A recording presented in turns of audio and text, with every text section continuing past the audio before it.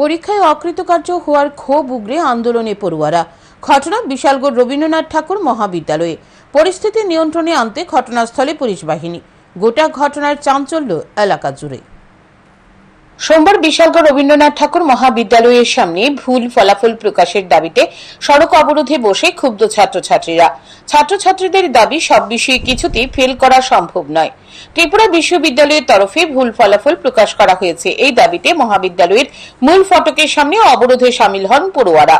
পরিস্থিতি নিয়ন্ত্রণে আনতে ঘটনাস্থলে পৌঁছায় বিশালগড় থানার পুলিশ। এক ছাত্রী জানায়, ইন্টারনাল, ভাইবা, অ্যাসাইনমেন্ট পরীক্ষা ইত্যাদি সব পেপারে দেওয়া সত্ত্বেও কিভাবে ফেল হয়? ফেল করলে একটা বিষয়ে ফেল হলে হতে পারে, কিন্তু সব বিষয়ে ফেল কিভাবে সম্ভব? তাই পড়ুয়াদের অভিযোগ, ভুল ফলাফল প্রকাশ করা হয়েছে। ত্রিপুরা ইউনিভার্সিটি 25টা কলেজ, তার মধ্যে প্রায় 19,000 এক্সাম দিছে, মাত্র পাস করছে 3,000। বাকি সব ফেল। আমরা তো ফেল করার স্টুডেন্ট না, আমরা সব এক্সাম দিছি, ভাইবা দিছি, অ্যাসাইনমেন্ট দিছি, ইন্টারনাল দিছি, টাইম টু টাইম সবকিছু দিছি, তারপর আমরা পাস করাইছেন, ফেল করাইছে। আমরা একটা সাবজেক্টের কারণে কথা সব সাবজেক্টে রিয়ালটা হয়ে গেছে।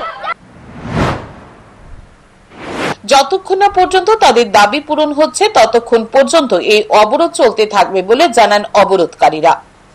Bureau report, news today.